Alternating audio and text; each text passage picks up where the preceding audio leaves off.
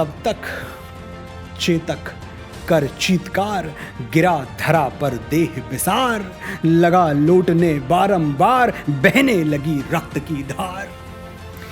राणा का सबसे वफादार साथी, जो पशु योनि में जन्म लेकर भी राणा के लिए सगे भाई का स्थान रखता था, वीर चेतक घायल होकर अंतिम सांसें ले रहा था। लोट लोट सह व्यथा महान, यश का फहरा अमर निशान, राणा गोदी में रखशीश, चेतक ने कर दिया बयान। महाराणा की गोद में सर रखकर चेतक ने दम तोड़ दिया। हाँ चेतक, तू पलकें खोल, कुछ तो उठकर मुझसे बोल, मुझको तू न बना असहाय, मत बन मुझसे निठुर अबोल। बैरी को देना परिताप, गज मस्तक पर तेरी टाप, फिर ये तेरी निद्रा देख, विष सा चढ़ता है संताप। तू वही तो है ना चेतक, जो हाथी के मस्तक पर अपनी टाप रख देता था। आज क्या हो गया तुझे? क्यों तू धरती पर ऐसे निष्प्राण पड़ा हुआ है? सिर्फ एक दिन में, कुछ घंटों में हल्दी घाटी युद्ध का पटाक्षेप हो गया। एक हृदय विदारक रंगमंच का पर्दा गिर गया। लेकिन महाराणा प्रताप के लहूलुहान हृदय में ये युद्ध समाप्त होने की जगह नई ज्वाला के साथ धधक उठा। एक दिन में, सिर्फ एक दिन में जीवन भर की संपदा महाराणा खो चुके थे। हजारों वीर राजपूत, उनकी बात पर मर मिटने वाले भील साथी, चेतक जैसा भाई और मेवाड़ की आजादी, सब खो चुका था। अब ये सिर्फ स्वाधीनता की लड़ाई नहीं, इसमें प्रतिशोध का हलाहल भी मिल चुका था। अब महाराणा मनुष्य की तरह लड़ेंगे नहीं, आदिदेव भगवान शंकर की तरह तांडवी नृत्य करेंगे।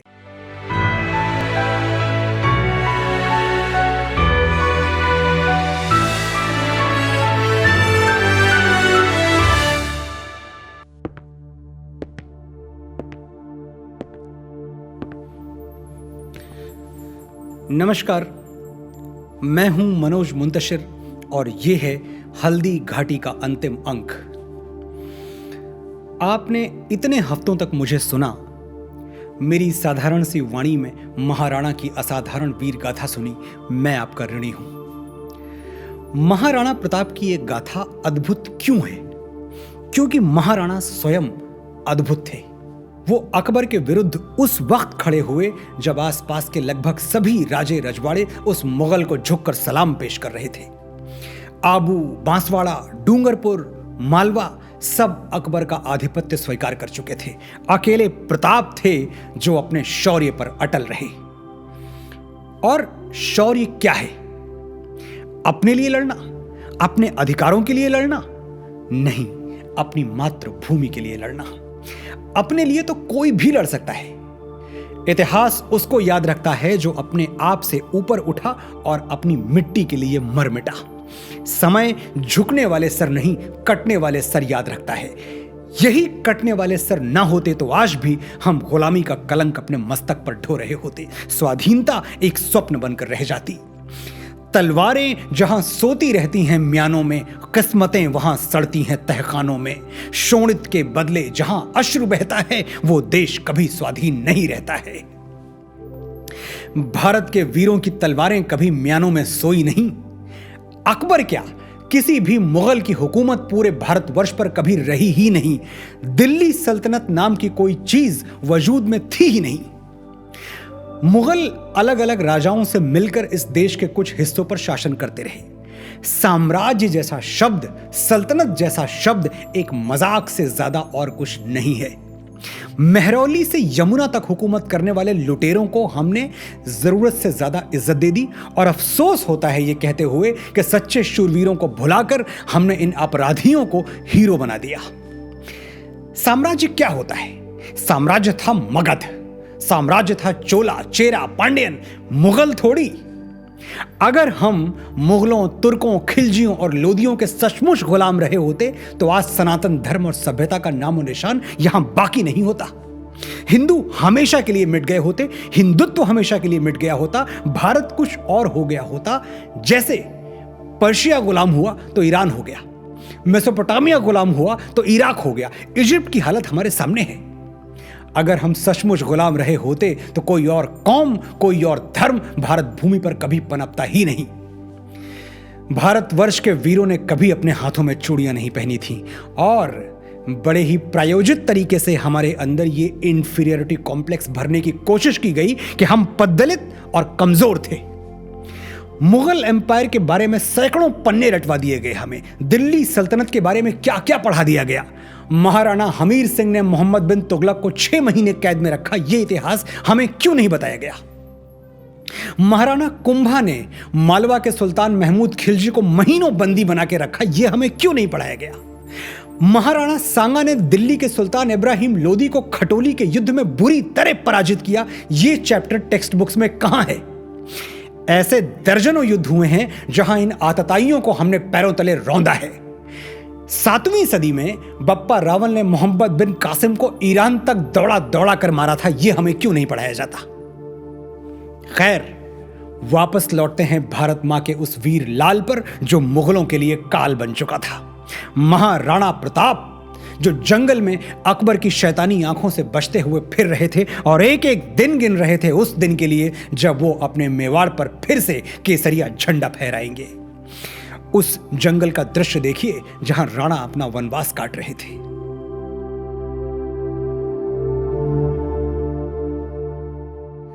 सग पावस बीता पर्वत पर नीलम घासें लहराई, कासों की श्वेत ध्वजाएं किसने आकर फहराई।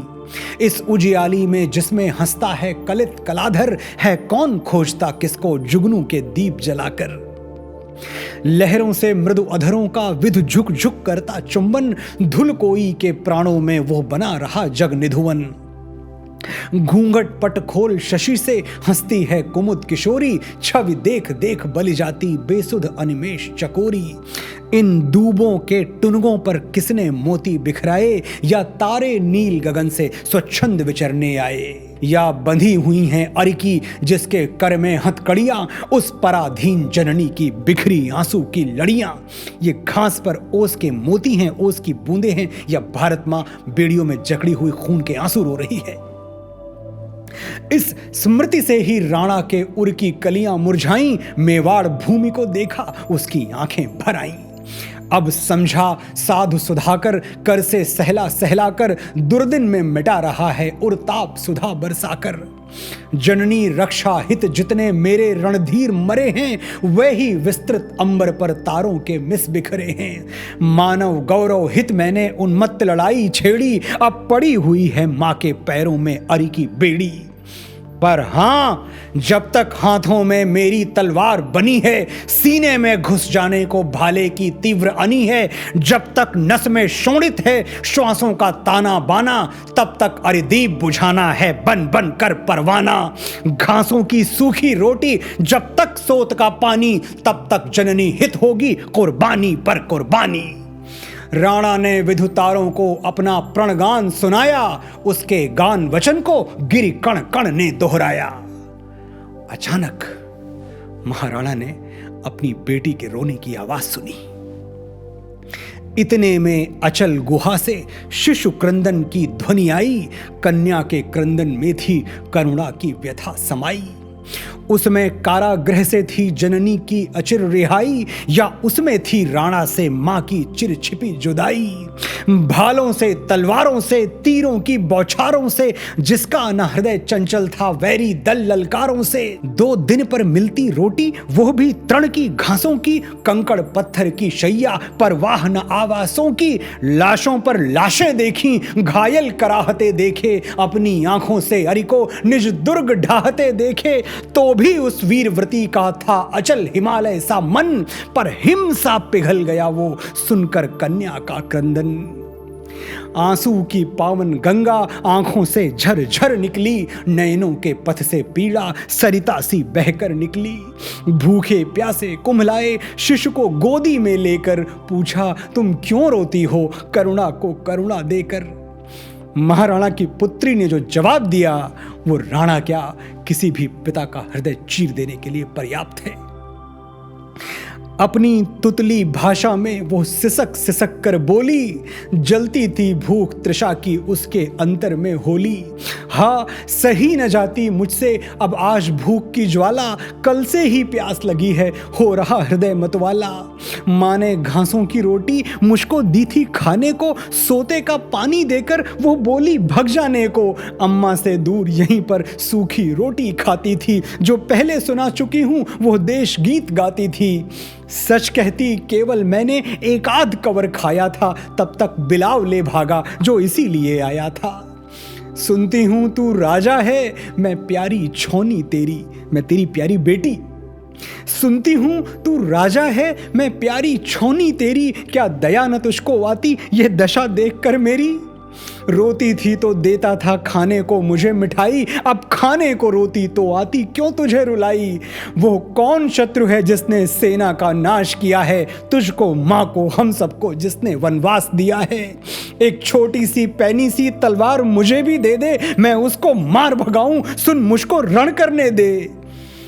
कन्या की बातें सुनकर रो पड़ी अचानक रानी, राणा की आंखों से भी अविरल बहता था पानी।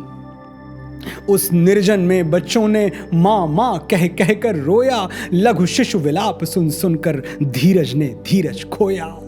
वो स्वतंत्रता कैसी है, यह कैसी है आजादी, जिसके पद पर बच्चों ने अपनी मुक्ता बिखरा दी। सहने की सीमा होती, सह सका न पीड़ा अंतर, हाँ सांद्र पत्र लिखने को वो बैठ गया आसन पर। महाराणा ने कभी अपने कष्ट की परवाह नहीं की, लेकिन बेटी को इस हाल में देखकर उनका अंतर्मन रो पड़ा। जिस अकबर की अधीनता अस्वीकार करके वो हल्दी घाटी में जान हथेली पर लेकर लड़े, आज उसी अकबर को संधि पत्र लिखने के लिए, उसके आगे झुकने के लिए विवश हो गए। लेकिन रानी ने उनका हाथ रोक लिया। कह सावधान रानी ने राणा का थाम लिया कर, बोली अधीर पति से वो कागज मसी पात्र छिपाकर। रानी ने याद दिलाया राणा को कि वो सिर्फ अपनी बेटी के पिता नहीं हैं, लाखों मेवाड़ वासियों के लिए भी पिता स्वरूप हैं। एक पुत्री के लिए अगर वो कमजोर पड़ गए तो उनकी संतान स्वरूपा प्रजा के साथ ये बहुत बड़ा अन्याय होगा। रानी बोली, तू भारत का गौरव है, तू जननी सेवा रत है, सच कोई मुझसे पूछे तो तू भारत है। तू प्राण सनातन का है, मानवता का जीवन है, तू सतियों का आंचल है, तू पावनता का धन है। यदि तू ही कायर बनकर वैरी सांध करेगा तो कौन भला भारत का बोझा माथे पर लेगा। लुट गए लाल गोदी के तेरे अनुगामी होकर, कितनी विधवाएं रोती अपने प्रियतम को खोकर। आजादी का लालच दे झाला का प्राण लिया है, चेतक सा वाज गवाकर पूरा अरमान किया है। तू संधि पत्र लिखने का कह कितना है अधिकारी, जब बंदी माँ के द्रग से अब तक आंसू हैं जारी। थक गया समर से तो अब रक्षा का भार मुझे दे, मैं चंडी सी बन जाऊं, अपनी तलवार मुझे दे। मधुमेह कटु बातें सुनकर देखा ऊपर अकुलाकर, कायरता पर हंसता था तारों के साथ मिशाकर। आकाश की ओर देखा तो महाराणा को बादलों में वो बलिदानी झाला नजर आए, जिन्होंने राणा को बचाने के लिए अपने प्राण दे दिए। वो भाई जैसा चेतक नजर आया जो उन्हें नदी पार करवाने में स्वयं आहुति चढ़ गया। महाराणा को आभास हुआ कि झाला, चेतक और हल्दी घाटी की असंख्य हुतात्माएं उनको धिक्कार रही हैं। झाला सम्मुख मुस्काता चेतक धिक्कार रहा है, असी चाह रही कन्या भी तू आंसू ढार रहा है। मर मिटे वीर जितने थे वह एक एक कर आते, रानी की जय जय करते उससे हैं आंख चुराते। हो उठा विकल उर नभ का, हट गया मोह धन काला, देखा वो ही रानी है वो ही अपनी तरणशाला। बोला वो अपने कर में रमणी कर थाम, क्षमा कर हो गया निहाल जगत में मैं तुमसी रानी पाकर। इतने में बैरी सेना ने राणा को घेर लिया आकर, पर्वत पर हाहाकार मचा तलवारें झनकी बल खाकर। तब तक आए रणधीर भील अपने कर में हथियार लिए, पा उनकी मदद छिपा राणा अपना भूखा परिवार लिए। सगथी आधी रात अंधेरी तम की घनता थी छाई, कमलों की आंखों से भी कुछ देता था न दिखाई। पर्वत पर घोर विजन में नीरवता का शासन था। गिरि अरावली सोया था, सोया तमसा व्रतवन था।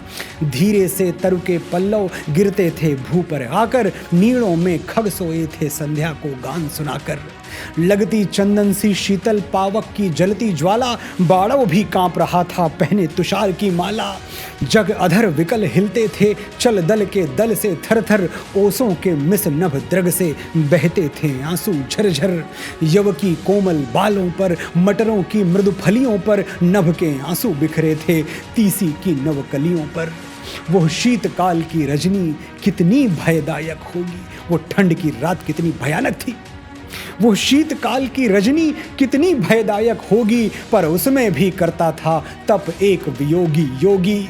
वो नीरव निशीथिनी में जिसमें दुनिया थी सोई, निर्झर की करुण कहानी बैठा सुनता था कोई। उस निर्झर के तट पर ही राणा की दीन कुटी थी, वो कोने में बैठा था कुछ बंकिम सी भ्रकुटी थी। वो कभी कथा झरने की सुनता था कान लगाकर, वो कभी सहर उठता था मारुत के झोंके खाकर। निहार भार नत मंथर निर्झर से सीकर लेकर, जब कभी हवा चलती थी पर्वत को पीड़ा देकर, तब वो कथरी के भीतर आहें भरता था सोकर। वो कभी याद जननी की करता था पागल होकर। वो कहता था बैरी ने मेरे गढ़ पर गढ़ जीते, वो कहता रोकर माँ की अब सेवा के दिन बीते। यद्यपि जनता के उर में मेरा ही अनुशासन है, पर इंच इंच भर भू पर अरि का चलता शासन है। मैं आज भी प्रजा के दिलों पर राज करता हूं, तो क्या मेरी मातृभूमि पर तो शत्रु का राज है। ये दुख मैं कैसे सहूं। 2-4 दिवस पर रोटी खाने को आगे आई, केवल सूरत भर देखी फिर भगकर जान बचाई। अब वन वन फिरने के दिन मेरी रजनी जगने की, क्षण आंखों के लगते ही आई नौबत भगने की। मैं बुझा रहा हूँ शिशु को कह कह कर समर कहानी, बुध बुध कुछ पका रही है हाँ सिसक सिसक कर रानी। आंसू जल पहुँच रही है चिरकृत पुराने पट से, पानी पनिहारिन पलकें भरती अंतर पनघट से। तब तक चमकी वैरी असी मैं भक्कर छिपा अनारी, कांटों के पथ से भागी हाँ वो मेरी सुकुमारी। तृण घास पात का भोजन रह गया वहीं पकता ही, मैं झुरमुट के छिद्रों से रह गया उसे तकता ही। चलते चलते थकने पर बैठा तरु की छाया में, क्षण भर ठहरा सुख आकर मेरी जर्जर काया में। जलहीन रो पड़ी रानी बच्चों को त्रसित रुलाकर, कुश कंटक की शैया पर वो सोई उन्हें सुलाकर। तब तक अरि के आने की आहट कानों में आई, बच्चों ने आंखें खोली कह कह कर माई माई। रव के भय से शिशु मुख को वलकल से बांध भगे हम, गहवर में छिपकर रोने रानी के साथ लगे हम। वो दिन ना अभी भूला है, भूला ना अभी गहवर है, सम्मुख दिखलाई देता वो आंखों का झरझर है। जब सहन न होता उठता लेकर तलवार अकेला, रानी कहती ना अभी है संगर करने की बेला।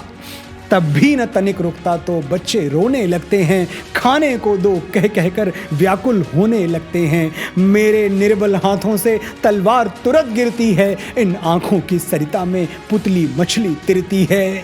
हाँ क्षुधा तृषा से आकुल मेरा यह दुर्बल तन है, इसको कहते जीवन क्या ये ही जीवन जीवन है। अब जननी के हित मुझको मेवाड़ छोड़ना होगा, कुछ दिन तक माँ से नाता हाँ विवश तोड़ना होगा। महाराणा जान चुके थे कि मेवाड़ के जंगलों में भी अब ना वो सुरक्षित हैं ना उनका परिवार। अकबर के गिद्ध उनका मांस नोचने के लिए किसी भी क्षण किसी भी कोने से आ जाएंगे। भारी मन से राणा ने एक फैसला किया, अगर मातृभूमि के लिए लड़ना है तो पहले मातृभूमि को त्यागना होगा। अब दूर विजन में रहकर राणा कुछ कर सकता है, जिसकी गोदी में खेला उसका ऋण भर सकता है। महाराणा प्रताप ने अपने सोए हुए परिवार को, रानी को, बच्चों को जाकर जगाया। ये कहकर उसने निश में अपना परिवार जगाया, आंखों में आंसू भरकर क्षण उनको गले लगाया। बोला, तुम लोग यहीं से माँ का अभिवादन कर लो, अपने अपने अंतर में जननी की सेवा भर लो। चल दो, क्षण देर करो मत, अब समय न है रोने को, मेवाड़ न दे सकता है तिल भर भू भी सोने को। वो महाराणा जो पूरे मेवाड़ के स्वामी थे, आज उनको उसी मेवाड़ में सोने के लिए एक तिनके भर जमीन भी नसीब नहीं थी। चल किसी विजन कोने में अब शेष बिता दो जीवन, इस दुखद भयावह ज्वर की ये ही है दवा सजीवन। सुन व्यथा कथा रानी ने आंचल का कोना धरकर, कर लिया मूक अभिवादन आंखों में पानी भरकर। हाँ, कांप उठा रानी के तन पट का धागा धागा, कुछ मौन मौन जब माँ से अंचल पसार कर मांगा।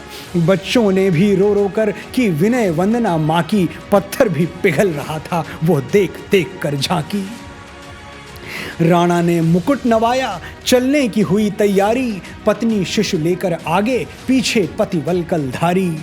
तत्काल किसी के पद का खुर खुर रव दिया सुनाई, कुछ मिली मनुज की आहट, फिर जय जय की ध्वनि आई। अचानक किसी के पैरों की आहट सुनाई दी और एक जय घोष भी वन की शांति को चीरता हुआ हवा में गूंज उठा। राणा की जय, राणा की जय, जय राणा की जय हो प्रताप की जय हो, राणा की सदा विजय हो। वो ठहर गया, रानी से बोला, मैं क्या हूं सोता, मैं स्वप्न देखता हूं या भ्रम से ही व्याकुल होता। तुम भी सुनती हो या मैं ही श्रुति मधुर नाद सुनता हूं, जय जय की मंथर ध्वनि में मैं मुक्तिवाद सुनता हूं। राणा इसी उधेड़बुन में थे कि सामने से भामा शाह प्रकट हुए। भामा मेवाड़ के मंत्री थे और सिसोदिया वंश के बहुत पुराने वफादार भी। समय ने उनकी वफादारी पर प्रश्न चिन्ह लगा दिया था, लेकिन आज वो अपने महाराणा के पास वापस लौट आए थे। तब तक भामा ने फेंकी अपने हाथों की लकुटी, मेरे शिशु कह राणा के पैरों पर रख दी त्रिकुटी। आंसू से पद को धोकर धीमे धीमे वह बोला, यह मेरी सेवा कहकर थैलों के मुख को खोला। खन खन खन मणिमुद्रा की मुक्ता की राशि लगा दी, रत्नों की ध्वनि से वन की नीरवता सकल भगा दी। एकत्र करो इस धन से तुम सेना वेतन भोगी, तुम एक बार फिर जूझो अब विजय तुम्हारी होगी। भामा शाह ने अपनी पूरी संपत्ति राणा के चरणों में धर दी। बोले, सेना जुटाओ राणा, मेवाड़ के बंधन काटो, अकबरी बेड़ियों से अपनी मातृभूमि को स्वतंत्र करो। कारागृह में बंदी माँ नित करती याद तुम्हें है, तुम मुक्त करो जननी को, यह आशीर्वाद तुम्हें है। वो निर्बल वृद्ध तपस्वी लग गया हाँफने, कहकर गिर पड़ी लार अवनी पर, हाँ उसके मुख से बहकर। वो कह न सका कुछ आगे, सब भूल गया आने पर, कट जान थाम कर बैठा वो भू पर थक जाने पर। राणा ने गले लगाया कायरता धो लेने पर, फिर विदा किया भामा को घुल घुल कर रो लेने पर। खुल गए कमल कोशों के कारागृह के दरवाजे, उससे बंदी अली निकले सेंगर के बाजे बाजे। अब राणा ने भामा शाह का दिया हुआ धन लेकर लड़ने के लिए सेनाएं जुटानी आरंभ कर दी। उषा ने राणा के सिर सोने का ताज सजाया, उठकर मेवाड़ विजय का खग कुल ने गाना गाया। कोमल कोमल पत्तों में फूलों को हंसते देखा, खिंच गई वीर के उर में आशा की पतली रेखा। उसको बल मिला हिमालय का, जननी सेवा अनुरक्त मिली, वर मिला उसे प्रलयंकर का, उसको चंडी की शक्ति मिली। सूरज का उसको तेज मिला, नाहर समान वो गरज उठा, पर्वत पर झंडा फहराकर सावन घन सा वो गरज उठा। तलवार निकाली चमकाई, अंबर में फेरी घूम घूम, फिर रखी म्यान में चम चम चम खरदार दुधारी चूम चूम।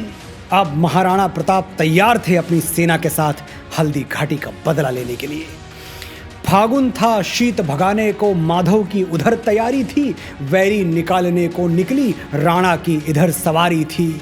थे उधर लाल वन के पलास, थी लाल अबीर गुलाल लाल, थे इधर क्रोध से संगर के सैनिक के आनन लाल लाल। उस ओर काटने चले खेत कर्मे किसान हथियार लिए, अरिकंठ काटने चले वीर इस ओर प्रखर तलवार लिए। उस ओर आम पर कोयल ने जादू भरकर वंशी टेरी, इस ओर बजाई वीर व्रती राणा प्रताप ने रणभेरी। सुनकर भेरी का नाद उधर रण करने को शहबाज चला, लेकर नंगी तलवार इधर रणधीरों का सिरताज चला। दोनों ने दोनों को देखा, दोनों की थी उन्नत छाती, दोनों की निकली एक साथ तलवार म्यान से बल खाती। दोनों पग पग बढ़ चले वीर अपनी सेना की राज लिए, कोई गज लिए बढ़ा आगे, कोई अपना वरवाज लिए। सुन सुन मारू के भैरव रव दोनों दल की मुठभेड़ हुई, हर हर हर कर पिल पड़े वीर वैरी की सेना पेड़ हुई। उनकी चोटी में आग लगी अरिझुंड देखते ही आगे, जागे पिछले रण के कुंतल उनके उर के साहस जागे। प्रलयंकर संगर वीरों को जो मुगल मिला वो सभे मिला, वैरी से हल्दी घाटी का बदला लेने को समय मिला। गज के कराल किलकारों से, हय के हिन हिन हुंकारों से, बाजों के रव ललकारों से भर गया गगन टंकारों से। पन्नग समूह में गरुड़ सदृश, तृण के विकराल कृशानु सदृश, राणा भी रण में कूद पड़ा घन अंधकार में भानु सदृश। जैसे अंधकार में सूरज चमकता है, युद्ध भूमि में राणा चमक उठे। हल्दी घाटी के रण में राणा सब कुछ खो चुके थे और इसीलिए अब अकबर से लड़ाई सिर्फ स्वाधीनता तक सीमित नहीं थी, उसमें हल्दी घाटी का प्रतिशोध भी शामिल था। सचमुच महाराणा मानव की तरह लड़ना छोड़कर महारुद्र भगवान शंकर की तरह तांडवी नृत्य कर रहे थे। राणा हय की ललकार देख, राणा की चल तलवार देख, देवीर समर भी कांप उठा अविराम वार पर वार देख।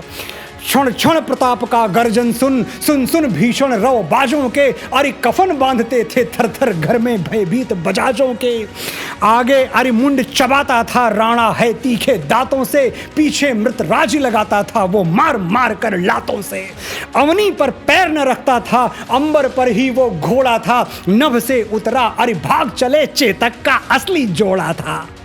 अरे दल की 100 आंखों में उस घोड़े को गढ़ते देखा, नभ पर देखा, भू पर देखा, वैरी दल में लड़ते देखा। वो कभी अचल सा अचल बना, वो कभी चपलतर तीर बना, जम गया कभी वो सिमट गया, वो दौड़ा उड़ा समीर बना।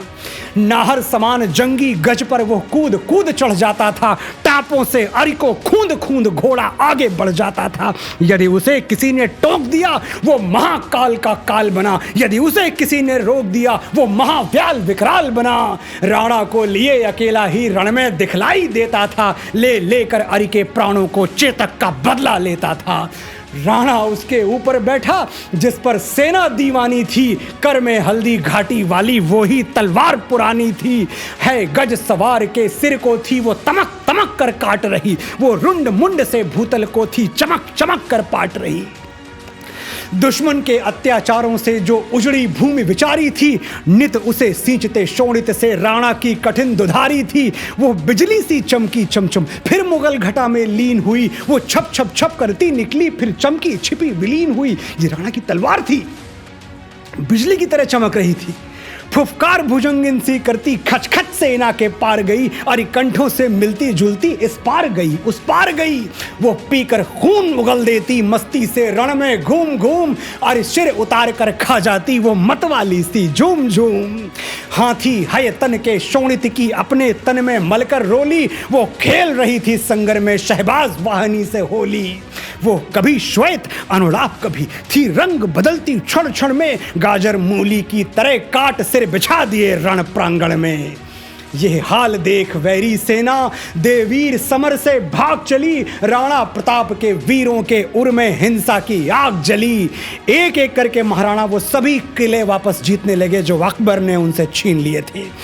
लेकर तलवार अपाइन तक अरि अनीकनी का पीछा कर, केसरिया झंडा गाड़ दिया राणा ने अपना गढ़ पाकर। फिर नदी बाढ़ सी चली चमू रणमत उमड़ती कुंभलगढ़, तलवार चमकने लगी तुरंत उस कठिन दुर्ग पर सत्वर चढ़। गढ़ के दरवाजे खोल मुगल थे भग निकले, पर फेर लिया अब्दुल के अभिमानी दल को राणा प्रताप ने घेर लिया। इस तरह काट सिर बिछा दिए सैनिक जन ने लेकर कृपान, यो मटर काट कर खेतों में जिस तरह बिछा देते किसान। मेवाड़ देश की तलवारें अरे रक्त स्नान से निखर पड़ी, कोई जन भी जीता न बचा, लाशों पर लाशें बिखर पड़ी। महाराणा प्रताप ने कुंभलगढ़ भी जीत लिया। जय पाकर फिर कुंभलगढ़ पर राणा का झंडा फहर उठा, वो चपल लगा देने ताड़न, अरि का सिंहासन तहर उठा। फिर बढ़ी आग की तरह प्रबल राणा प्रताप की जनसेना, गढ़ पर गढ़ ले ले बढ़ती थी वो आंधी सी सन सन सेना।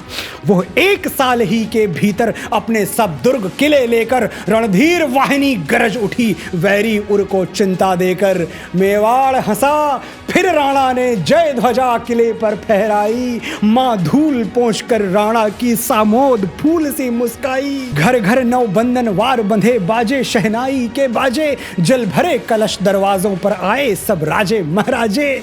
मंगल के मधुर सराग गीत मिल मिलकर सतियों ने गाए। गाकर गायक ने विजय गान श्रोता जन पर मधु बरसाए। कवियों ने अपनी कविता में राणा के यश का गान किया। भूपों ने मस्तक नवा नवा सिंहासन का सम्मान किया। धन दिया गया भिखमंगों को अविराम भोज पर भोज हुआ। दीनों को नूतन वस्त्र मिले वर्षों तक उत्सव रोज हुआ। महाराणा को सोया हुआ स्वाभिमान वापस मिल गया और अकबर को यह संदेश कि राजपूतों को 100 बार मरना स्वीकार है लेकिन मातृभूमि के चरणों में शत्रु की बेड़ियां स्वीकार नहीं है। मेवाड़ के किलों पर फहरता केसरिया झंडा अकबर की पराजय पर हंस रहा था और महाराणा जैसे पुत्र पर मां भारती का प्रेम बरस रहा था। अकबर दिल्ली छोड़कर लाहौर चला गया और इतिहास साक्षी है कि वो कभी लौटकर महाराणा से टकराने की हिम्मत नहीं जुटा पाया।